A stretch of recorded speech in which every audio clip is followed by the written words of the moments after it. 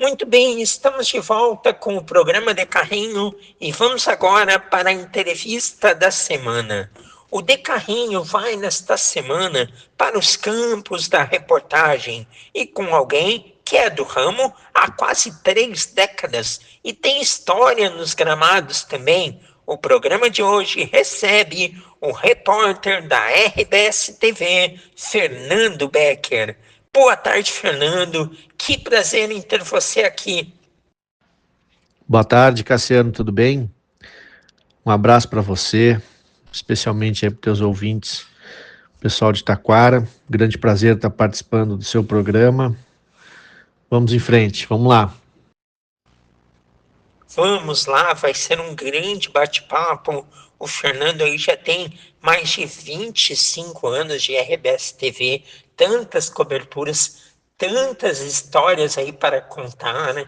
Ele que vem de Venâncio Aires, já foi jogador, comandado aí por um grande técnico, tem um curso de treinador, mas vamos deixar você falar. Inicialmente, então, Fernando, conta como os caminhos te levaram ao jornalismo. Você vem de Venâncio Aires e jogava no Guarani, não é? Relembre essa época, sua posição e o que também lhe fez não prosseguir aí na carreira de jogador.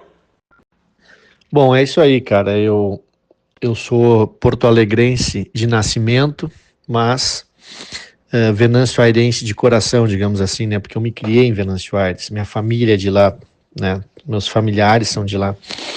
Então, eu carrego Venâncio Aires assim no coração, apesar de ter nascido em Porto Alegre. Só nasci mesmo em Porto Alegre. Mas meu contato com o esporte começou muito cedo no colégio, quando adolescente, né? Comecei a jogar nas categorias de base do Guarani de Venâncio, fui galgando ali categoria por categoria até chegar no sub-20. Quando eu cheguei no sub-20 eu já estava mais ou menos assim pré-determinado a fazer jornalismo, né, que eu gostava muito de jornalismo, escutava programas de rádio, olhava programas de televisão, e isso foi uma coisa assim que pesou para não ter continuado como jogador de futebol. Eu joguei todo o sub-20 no Guarani dos 15 aos 20 anos, né, cumpri toda essa etapa, joguei campeonato gaúcho da categoria, enfrentei Grêmio, Inter, Brasil não cheguei a enfrentar, enfrentei o Pelotas, São Luís de Juí. Na época não existia o Veranópolis, mas eu joguei contra o Dalban de Veranópolis, Juventude, Caxias, vários clubes aí, Santa Cruz, Avenida, né?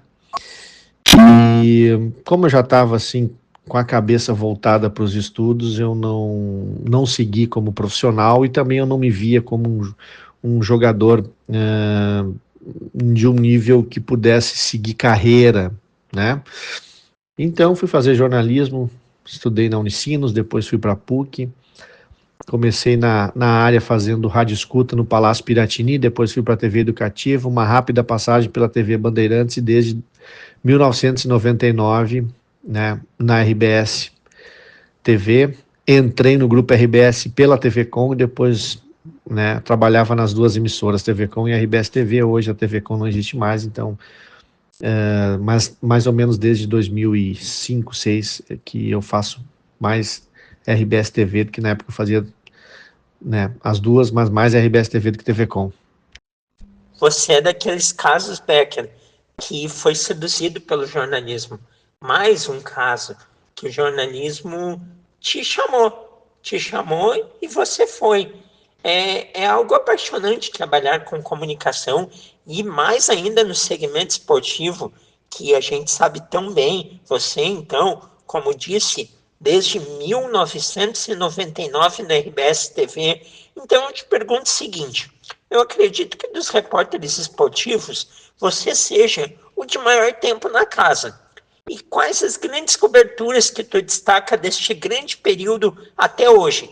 Por exemplo, tu já ganhou 5 vezes o Prêmio Ari, que é uma grande premiação do jornalismo aqui no estado, não é? Então, fiz grandes coberturas, né, cara, desde Campeonato Gaúcho até Copa do Mundo, né, mas aquelas que me marcaram, obviamente, foram as maiores, né, Libertadores da América, finais de Libertadores. Às vezes eu conto quantas finais eu fiz, mas eu acho que acredito que eu fiz mais de 5 finais, se eu não me engano. Os jogos da Copa do Mundo aqui em Porto Alegre, né?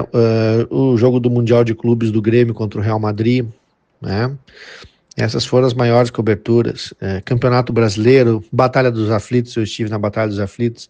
E uma semana depois da Batalha dos Aflitos, eu estive naquele jogo do Corinthians com o Inter lá em São Paulo, quando o Tinga foi expulso, teve toda aquela polêmica da arbitragem. Então são algumas passagens assim que vão marcando, né?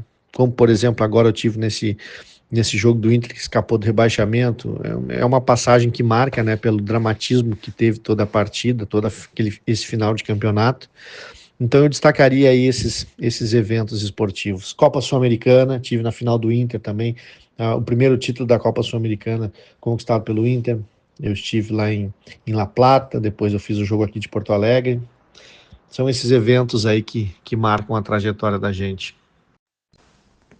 Não tenha dúvida, em momentos muito intensos que a dupla Grenal viveu nos anos 2000, Batalha dos Aflitos, este jogo aí de 2005 do Inter, as conquistas da dupla, os momentos também complicados, afora esses de 2005, que foram rebaixamentos, o jogo da semana passada dramático do Inter, diante aí da equipe do Bragantino.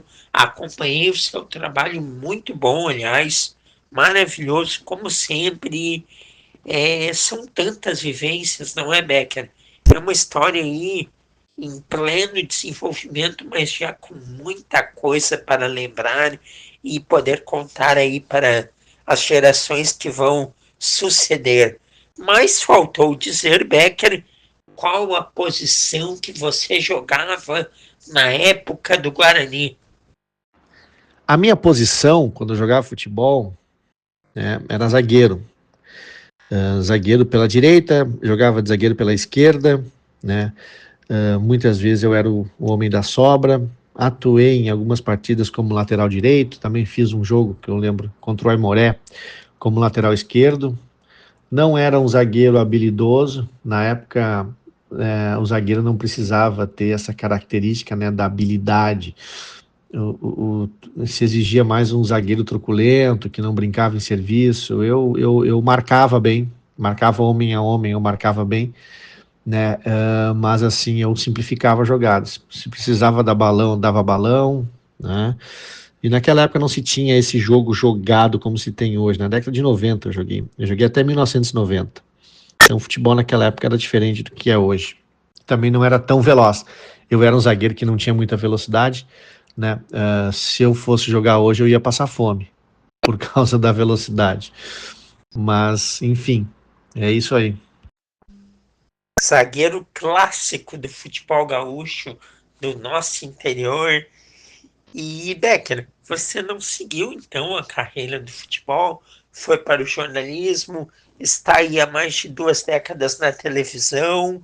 Você não tem a vivência do dia a dia no rádio, mas sabemos que a reportagem da televisão é diferente. Detalhe então aqui para o De Carrinho os bastidores do seu dia a dia. Como é o processo de apuração, as entradas nos boletins, explica como que funciona. Cara, reportagem de televisão depende a emissora que tu trabalha. Por exemplo, na RBS TV, a reportagem de televisão, por vezes ela puxa um pouco mais para o entretenimento, claro que não esquecendo do jornalismo, né? Da parte jornalística. Agora, se tu trabalha, por exemplo, numa ESPN, ela é muito jornalismo, né? É muita informação. Não tem reportagem, é boletim no caso. Mas ali na RBS agora a gente está também mesclando muito boletim e uma reportagem. E a apuração é a apuração normal, como acontece em todos os veículos de comunicação, né? Tu tem as tuas fontes, tu tem que ir atrás das fontes, tu tem que fazer uma ligação aqui, outra ali, checar a informação, ir para o ar, discutir com o editor a forma como tu vai dar a notícia, a forma como tu vai fazer a reportagem, se é uma reportagem que tu vai ir para o lado mais leve, para o lado mais pesado, né? No caso da televisão, a gente tem que saber quais as imagens que a gente tem para abordar aquele tipo de reportagem, quais as entrevistas que tem. Então é uma rotina bem legal, é desafiadora, não é como rádio, por exemplo, que tu checa, tu liga para uma fonte, para duas fontes, tu liga o microfone e vai para o ar, né? A televisão tem a edição, né? Primeiro tu faz o texto, e aí depois a reportagem é editada, e talvez no outro dia ela vai para o ar, né? Então é um processo assim que demora um pouco, não é como hoje a internet e o rádio, que é a notícia instantânea, né? Ela saiu, tu checou, tu fez o texto, publica no site, ou tu liga o microfone e vai para o rádio, vai para o ar, né? Televisão é diferente, televisão às vezes requer tempo de edição, e conforme o teu programa, se tu faz para um Globo Esporte, por exemplo, eu faço a reportagem no dia anterior, e às vezes eu tenho que cuidar o que eu vou colocar na reportagem para ela não ficar defasada quando vai ao ar. Então a gente tem que ter todo esse cuidado aí, como eu trabalho geralmente à tarde, para um programa que vai ao ar no outro dia, meio-dia, então a gente tem que ter esse cuidado para não deixar a reportagem defasada e deixar a reportagem atraente para o telespectador, para prender o telespectador em frente à televisão. Não tenha dúvida. O processo do jornalismo, ele tem um padrão para qualquer meio, mas existem as características próprias do rádio, do jornal, da televisão. E o exemplo que você cita da reportagem, em ela ser produzida no dia anterior e haver cuidado para não ficar defasada, quando fazemos uma entrevista é algo semelhante. Eu não posso fazer uma entrevista com você, por exemplo, Becker, e tratar assuntos que, entre o momento que eu gravei contigo e o momento que vai ao ar, esses assuntos eles se atualizem. Porque o que a gente falou anteriormente pode não ter mais a validade no momento final do bate-papo entrar no ar. Então também é um cuidado que a gente tem que ter. E os ouvintes, eles adoram conhecer esses bastidores. É muito legal. E que bom ter a oportunidade aí de conversar contigo, uma pessoa tão experiente aqui no Rio Grande do Sul, no jornalismo esportivo. E dentro da sua experiência, há muitos anos você deu um upgrade nela, pois também fez o curso de treinador e possui a licença como técnico. É um objetivo ainda de futuro ou é um conhecimento que você adquiriu mais focado para que pudesse exercer da melhor forma dentro do jornalismo? Questão dos meus cursos de treinador, eu tenho 3 cursos. Eu tenho o curso do Sindicato dos Treinadores do Rio Grande do Sul, tenho um curso da CBF, é um curso menor, licença C, tem que fazer ainda a B, a A e a PRO, que é o curso máximo. E tenho uma pós-graduação em futebol que se equivale a um curso de treinador também. Tenho sim interesse em ser treinador, isso é um sonho ainda, que eu acredito que eu vou realizar. Mas ao mesmo tempo esses cursos que eu fiz, né, para me ajudar na minha profissão, para me ajudar a entender melhor o futebol, para me ajudar a entender o outro lado do futebol, né, do outro lado do balcão, digamos assim, e para colocar em prática tudo isso que eu aprendi. Então, né, fiz esses cursos aí para me aperfeiçoar primeiro na minha profissão e depois num plano B, quem sabe aí virar treinador de futebol, que eu acredito que esse plano B aí não esteja muito longe não de acontecer. Olha só que bacana que vai ser. Já pensou? Já pensou começar no Guarani de Venâncio, Becker? Que resposta seria, não? Estamos aqui conversando com Fernando Becker, repórter da RBS TV, mais de 25 anos de emissora. E falando em treinador, Becker, um técnico que você nutre uma grande amizade e foi comandado por ele, inclusive, no Guarani de Venâncio, é o Mano Menezes. Como que você avalia, então, o trabalho dele no Grêmio, já entrando nos assuntos do futebol, o trabalho que o Mano fez no Grêmio este ano, e já estendendo aí para a temporada tricolor, o que dizer do Grêmio e o que esperar da nova gestão? Bom, o Mano foi meu treinador no Guarani de Venâncio durante 2 anos. Num ano ele foi preparador físico, depois ele virou treinador. E além disso, nós jogávamos no mesmo time no futebol amador lá da cidade, né, que a gente chama de futebol de várzea, mas hoje em dia é mais bonito chamar de futebol amador, né? Nós jogamos durante 3 anos juntos no mesmo time, e durante 2 anos nós fomos adversários, inclusive se enfrentando numa final de campeonato municipal. Tenho uma admiração muito grande por ele desde o tempo em que ele foi meu treinador, me ensinou muito. Ele era zagueiro também, assim como eu. E essa admiração, eu vou dizer assim, que ela tem uns 30 anos mais ou menos, e que é o tempo que já dura a nossa amizade.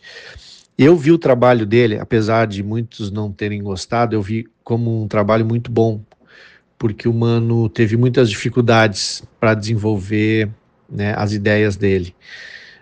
Rapidamente, assim, né, ele pegou um time destroçado taticamente, porque o Grêmio, quando demitiu o Quinteiros, não tinha nada, taticamente, porque o Quinteiros tinha uma proposta de jogo que era totalmente diferente da dele, então ele teve que modificar isso aí, teve que, no meio do ano, reforçar o time, e quando ele reforçou o time, ele perdeu muitos jogadores por lesão, e aí é que atrapalhou o trabalho dele. Se não tivesse esse número grande de lesão, acho que o Mano beliscaria com certeza uma vaga na Copa Libertadores, na pré-Libertadores, né?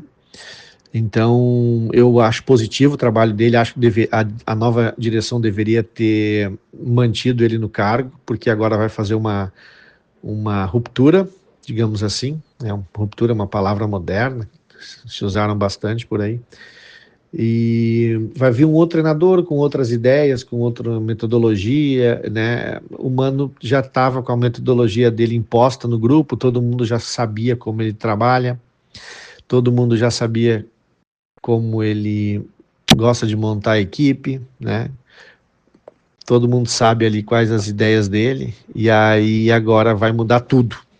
O Grêmio poderia começar não do zero, mas o Grêmio ia começar de uma escala de 0 a 100, o Grêmio ia começar numa escala de 50, agora vai começar do zero.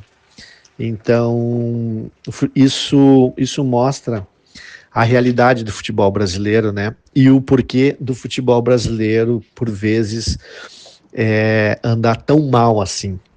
Porque os dirigentes não têm noção e capacidade de avaliar os trabalhos dos treinadores, e a noção de que hoje em dia no futebol a continuidade é tudo. E aí prefere fazer diferente, prefere terminar um ciclo que vinha dando resultado, não um resultado que todo mundo queria, mas vinha dando um resultado gradativo, e aí resolve mudar para começar do zero. Então essa é a minha opinião, né, sobre o Grêmio. Pois é, foi uma decisão aí que sem dúvida nenhuma gerou opiniões diferentes. Torcedores que concordaram com a não renovação do Mano, outros que pensam como você, Becker, que a continuidade é o caminho de qualquer coisa acontecer, e sempre precisamos ponderar aí as dificuldades que o Mano teve nos últimos trabalhos e que ele conseguiu cumprir o que foi determinado, tanto no Grêmio como no Fluminense. O Grêmio poderia já ter partido com um horizonte, que seria a manutenção do Mano e a adaptação que o grupo já tinha a ele, e agora parte então aí para uma outra ideia, que é a ideia do novo, da ruptura, como você mesmo disse, que a ruptura não pegou legal, né? Não pegou legal. O Internacional andou fazendo isso no início da gestão Barcelos e acabou que não pegou legal aí esse termo, mas a opção que o Grêmio teve foi buscar um novo técnico, e o caminho que o clube pretende é o português Luiz Castro, que, embora estrangeiro de uma outra cultura, já conhece o futebol brasileiro, pois ficou durante um ano no Botafogo.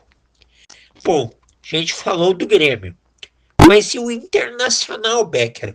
Você estava lá domingo passado, o Inter respira aliviado após ser quase rebaixado, mas tem muitas incertezas sobre 2026.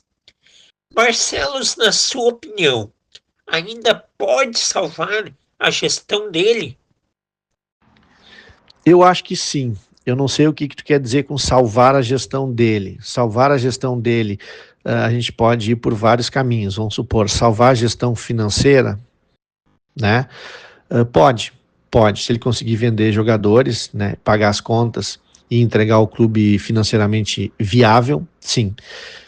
Títulos, também pode. Por quê? Ele tem que contratar um treinador que saiba trabalhar com grupo, não vou dizer grupo reduzido, mas um grupo com uma qualidade média, que saiba fazer um time ter um padrão de jogo de maneira rápida, né? E ele pode, claro, beliscar um campeonato gaúcho, que é a realidade do nosso futebol hoje. Eu não acredito que Grêmio e Inter consigam aí títulos expressivos. No atual momento não tem condições. Nós aqui temos que nos contentar com o gauchão. O nosso gauchão é a nossa Copa do Mundo. Mas o Barcelos tem chance sim de salvar a gestão dele. Eu acho que o grande título do Inter, da gestão Barcelos, ainda até o final do ano que vem, é a questão financeira. O Inter está muito mal financeiramente. Eu acho que se o Barcelos conseguir recuperar o Inter nessa área, será uma grande conquista. Eu penso assim. Sem dúvida, é isso mesmo, é a gestão como um todo, tanto na parte financeira, estrutural, como dentro de campo. E o Inter dentro de campo, não só no futebol masculino profissional, tem problemas na categoria de base, o próprio futebol feminino já viveu melhores momentos. O Inter precisa, neste último ano, dar uma guinada para transformar a gestão Barcelos em pelo menos aceitável, porque até o momento ela é muito ruim. Vamos ver se o Inter acerta nos nomes e principalmente no planejamento da próxima temporada. E Becker, o seu meio de profissão, ele vem tendo cada vez mais colegas divulgando o time que torce. Qual a sua opinião sobre esse novo nicho criado? Bom, revelar o time ou não, né, é uma questão que está ficando comum, como você falou aí, Cassiano, e eu acho válido, eu acho que é um movimento moderno, né? Isso só está acontecendo porque o mercado está pedindo isso, né? Porque as pessoas idosas da minha época já estão se indo, né? Estão morrendo, e os jovens e adultos estão envelhecendo, né? E os adolescentes estão ficando jovens e as crianças estão ficando adolescentes. Então há um processo, né, de amadurecimento da sociedade e com isso há uma mudança de cultura, né? Hoje em dia, por exemplo, o gremista e o colorado querem escutar gremista e colorado. Então, por isso que está acontecendo esse movimento aí de revelar clube que torce. A internet ajudou muito isso. A internet fez criar esses nichos, né? O nicho colorado, o nicho gremista. Então é um movimento social, é um movimento profissional, né? É um movimento tecnológico que está levando nós a isso, e eu acho válido, né? Tem profissionais, por exemplo, com uma certa idade, com uma idade avançada, que se reinventou para poder permanecer no mercado, para poder sobreviver. Então é muito válido isso. Sem dúvida. E o importante é que tem público para tudo. Para o público que gosta de consumir conteúdo de jornalistas identificados, como também quem gosta de consumir conteúdos que são ainda isentos. Tem público para todos os gostos e formatos. Aquele jeito mais fanático e aquele jeito mais jornalístico. E Becker, falando aí sobre carreira, profissão, sobre as coisas que você viveu, o que ainda tu não viveu na profissão que sonha viver? que eu ainda não vivi, cara, que eu não vivi foi ser comentarista. Ainda sonho em viver, mas não sei se eu vou conseguir realizar esse sonho, porque tá difícil. Mas é uma experiência que eu ainda não vivi. E me preparei para isso, né? Mas vamos ver. Talvez um dia alguém olhe para mim e me enxerga aí como um comentarista e eu tenha essa chance. E vai acontecer, Becker, porque tu é muito bom. São 25 anos de uma bela carreira. Tempo ao tempo que tudo se encaixa. Grande Fernando Becker, jornalista esportivo, 25 anos de RBS TV. Foi um enorme prazer te receber aqui no De Carrinho. Ótimo final de ano. Grande abraço e até uma próxima. Valeu, Cassiano. Muito obrigado pela oportunidade aí de expor, né, minhas ideias, algumas opiniões, falar um pouco, mesmo que rapidamente, sucintamente aí da minha trajetória, da minha profissão, das minhas experiências. Muito legal falar sobre a gente, sobre a nossa profissão. Eu que agradeço, né, a oportunidade, quero desejar aí um Feliz Natal e um grande 2026 para você e principalmente para os teus ouvintes, para o povo de Taquara, para o povo da região aí dos vales, né, do Vale do Paranhana e da Serra. E mais uma vez, muito obrigado, valeu e um grande abraço. Valeu, Becker. Tamo junto, meu amigo. Foi muito bom te receber aqui. Pena que é rápido, pena que é ligeiro. Poderíamos aí passar uma tarde trocando resenha. Mas a gente conversa mais adiante novamente. Pode ter certeza. Fernando Becker, repórter da RBS TV, foi o entrevistado desta semana aqui do programa De Carrinho.